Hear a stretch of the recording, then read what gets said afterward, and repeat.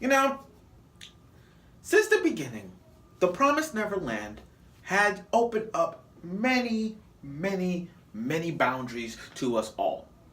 Teaches us ways how kids can learn how to adapt the plantation, how to overcome many obstacles.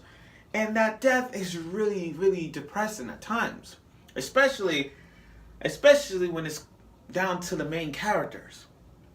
Each character has its own dynamic structure. Each character has its own plot. Each character finds ways to outsmart mom, outsmart the sisters, outsmart everybody. You know, Ray, Norman, and Emma, those three are the dominant trio in this year. When it comes to teamwork, these three killed it.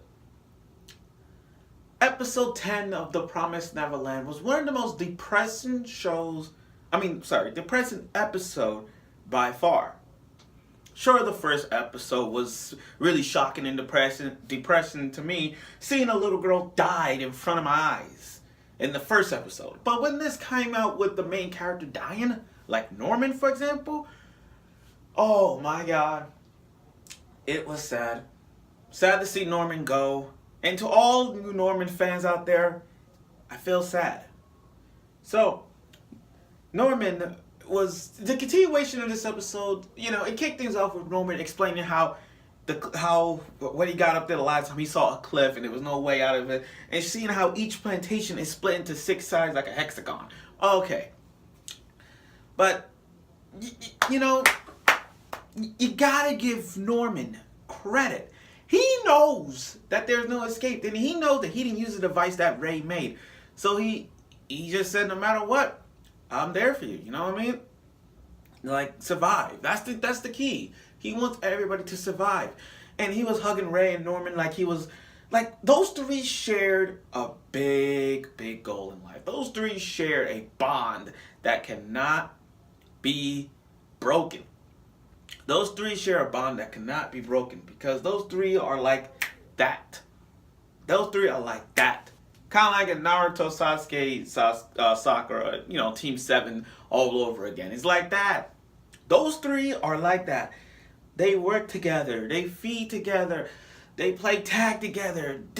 Those are the top dogs in it, you know? And it was sad. And not to mention that cute, let me tell you this. The cute scene with Norman holding the cup and the string, you know, the classic paper cup string, it was a good flashback. Seeing how Norman was sick, how cute little Norman was, how cute little Emma was, and how cute little Ray was. And Ray, still to this day, from that little kid Ray up until now, he still has that same Sasuke hair. I don't know how, but he still has that. Emma was cute too, a little girl, you know, so sweet and energetic, you know. Wanted to hang out with Norman, and Norman was cute too. Like, he was so cute. Like, even if he was sick and all, he got the blue eyes, the chubby face, and oh, kawaii look. Oh my god, it was so adorable seeing those three cute little kids together, still friends to this day.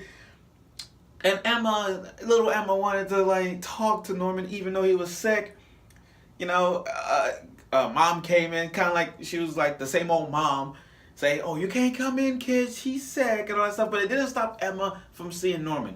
So he got the paper. So she made a paper cup and string so they could talk from the outside of the door, from the outside, so they could hear from the inside. You know, as they communicate. And that was a really good. That was really good to see. Norman still kept that for years. Now, as Norman was about to leave, you know, he wanted to say bye to everybody. Phil himself, that little boy Phil, he's gonna play a big role. Phil, because if you guys think about it, Phil has been there. He's been on the scenes. He's been on the scenes for most of the time. That tells you that Phil is gonna play a big role. But I love how Norman and Emma moment, they were gonna share something. That was close to Norman saying, "I love you." That was the point right there. Like they were about to do it because Emma, you know, Emma's charging in, broken leg and all, charging in, saying, "Run." She grabbed it.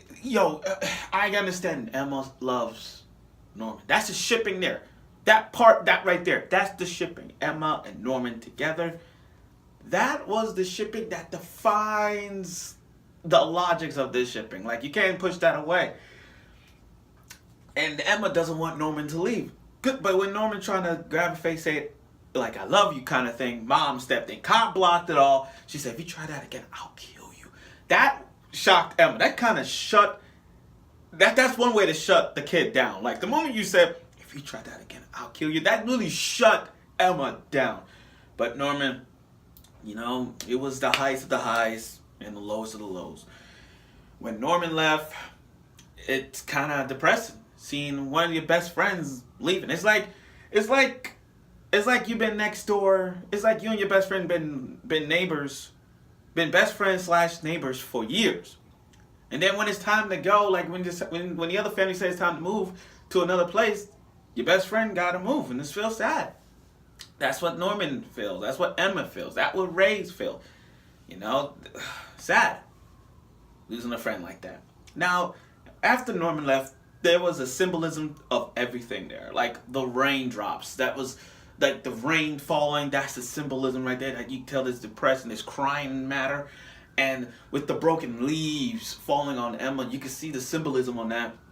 Seeing like each leaf is like Emma feel like it's broken off, like there's no escape, they gave up. And that's what the broken leaf is. It symbolizes every little piece falling down like this.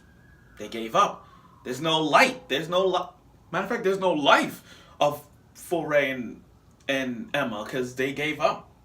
They gave up on that. It's like Ray is depressing in the library all this time, gave up on reading. Emma's outside depressing with broken leaves falling, you know, and rain falling. That's just a symbol of giving up and crying, you know what I mean? And Mom, you know, Mom understands. I don't know why, but I feel like Mom knows that seeing Norman leave is sad. Okay. Sad to say, really sad for Mom, you know, because Mom took care of them when they were little. Like, come on, when they were like little kids. I can't blame her for that. And then Mom came in with that face saying, I did knock. I was scary because she did knock. We didn't hear it, but she did knock. And she trying to cheer up Emma. And she said, but to make it clearly, she wants Emma to, like, you could fall into despair or you can become a mom. And now just think about just how crazy Emma is as a mom. Just think about it. I mean, me personally, if I see Emma as a mom, she's gonna be badass. I can see her with like the hair, the dress, taking care of the kids. Okay, she'll be a good mother, but she'll be an evil mother sending other kids away. You know what I mean? It's like I can see Emma's a good mom, but she gonna do some dumb shit, and I can't have her that. So Emma would rather take it like a man and just take it like a woman and said, you know what? I will never be like you. I don't want that.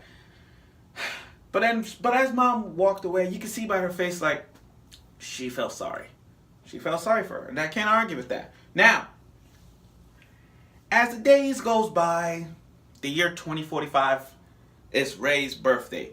And not only is his birthday, it is the same freaking day.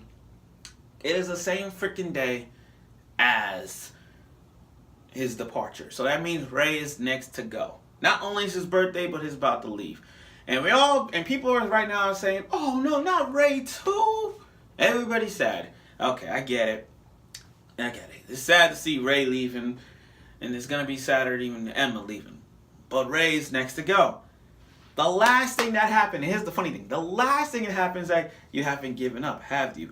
And that moment, when Emma's face says it all, at the end of the show, when Emma's smiling face, you know that they got a plan going on ever since Norman left. So you could tell there's gonna be a plan that's gonna be set in motion. That face at the end, I'm gonna say it again. That face that Emma had in the end says it all, and that's the face of I got a plan. Don't worry. That is the face that ended.